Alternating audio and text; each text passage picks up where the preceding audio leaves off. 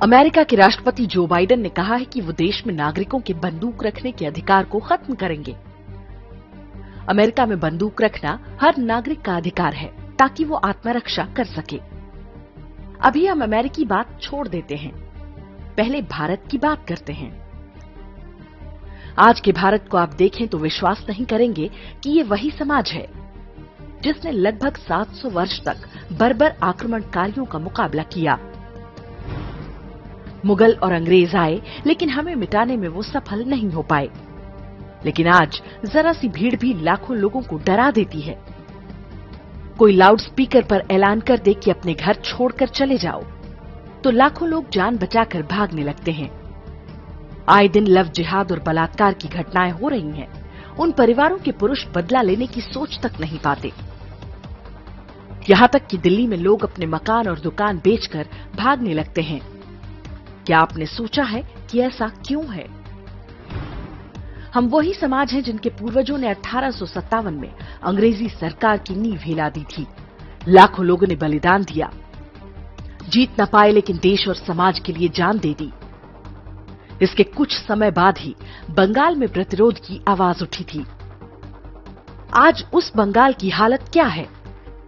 एक पार्टी के कार्यकर्ता आए दिन लटकते पाए जाते हैं, लेकिन कोई भी अपराधियों को सजा दिलाने या बदला लेने की नहीं सोचता।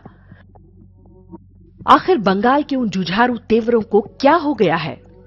इस प्रश्न का उत्तर जानने के लिए हमें इतिहास में कुछ और गहराई तक उतरना होगा।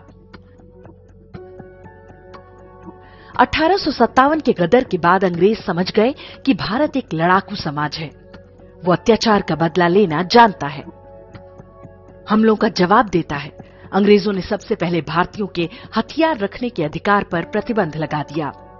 ये उसी तरह था मानो किसी योद्धा के हाथ से उसकी तलवार छीन ली जाए। इसके बाद वो लोग आ गए जो हमें बताने लगे कि हमारा धर्म और संस्कृति अहिंसा सिखाती है। कोई एक गाल पर थप्पड़ मारे तो दूसरा गाल भी आगे कर दो। सामने जंगली जानवर थे, पूरा भारतीय समाज उनका आसान शिकार बनता गया। अब हर खतरे का एक ही उत्तर हो गया, भागो। तभी पाकिस्तान से भागे, फिर बांग्लादेश से भागे, कश्मीर से भागे, केरल से भागे, कैराना से भागे, और अब तो देश के लगभग हर इलाके में छोटे छोटे पाकिस्तान बस चुके हैं जहां काफिरों का रहना असंभव है। हमारी नई पीढ़ियां भूल चुकी हैं कि आदमखोर जानवरों को सिर्फ गोली ही मारी जा सकती है। ग्रेटर नोएडा की सोसाइटी पर कुछ दिन पहले मुट्ठी भर बांग्लादेशियों ने हमला किया था। लोग डर कर घरों में छिप गए थे। किसी को घर में सब्जी काटने वाला चाकू भी नहीं मिला जिससे वो अपनी और अपने परिवार की रक्षा कर पाते। दिल्ली के रिंकू शर्मा के घर पर हमला हुआ तो उसके भाई कुछ नहीं कर पाए। हमलावर चाकू लेकर आए थे तो क्या हुआ? घर में सब्जी काटने वाला चाकू भी नहीं मिला कि अपने भाई को बचा पाते। पड़ोसियों ने तो खिड़की दरवाजा बंद ही कर लिया होगा। अमेरिका कुछ गिने चुने समाजों में है जहां नागरिकों को पता है कि हिंसा का जवाब हिंसा से ही दिया जा सकता है, लेकिन एक बार उनसे बंदूक छीन ली जाएगी तो उन्हें भी भेड़ बकरी की तरह हाँका जा सकेगा। वामपंथी पहले जमीन तैयार करते हैं और फिर फसल काटने के लिए वो लोग चले आते हैं जिन्हें बचपन से ही गर्दन काटने की ट्रेनिंग मिली होती है। पूरी वामपंथी लॉबी को अमेरिका में लोगों के गन रखने के अधिकार से बहुत शिकायत है। अमेरिकी संविधान के सेकेंड अमेंडमेंट ने लोगों को आत्मरक्षा के लिए गन रखने का अधिकार दिया है। ये सही है कि बीच बीच में अमेरिका में मास शूटिंग की घटनाएं हो जाती हैं, पर अमेरिका के लोग अपने इस अधिकार को छोड़ने के लिए तैयार नहीं। सीधा सतर्क है। जब एक अपराधी हत्या जैसा अपराध करने को तैयार है तो हथियार रखने को गैर कानूनी घोषित करने से क्या फर्क पड़ जाएगा? हत्यारे तो फिर भी अपना काम करेंगे। सिर्फ आम नागरिक अपनी रक्षा का अधिकार खो देगा।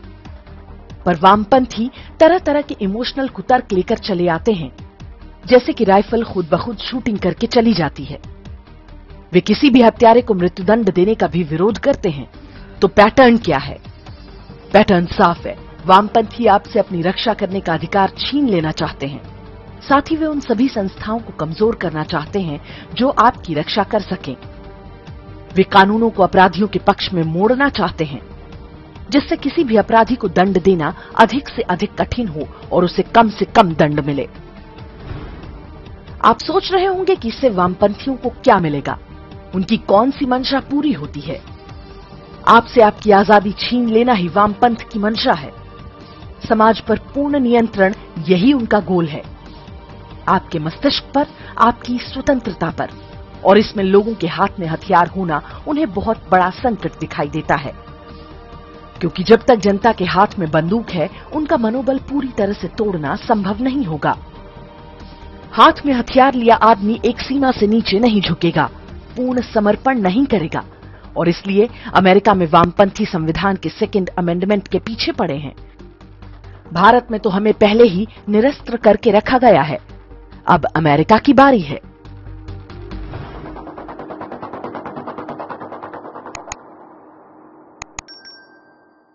इंडेक्स ऑनलाइन के वीडियो समाज को समर्पित हैं। आप इनको डाउनलोड करके जैसे चाहे वैसे प्रयोग कर सकते हैं। चाहे तो आप हमारे टेलीग्राम चैनल से जुड़ सकते हैं, वहां सारे नए पुराने वीडियो आपको मिल जाएंगे। हमारे सोशल मीडिया लिंक हर वीडियो के डिस्क्रिप्शन में होते हैं। हमारा एकमात्र उद्देश्य हिंदू समाज को जागृत और एकजुट करना है।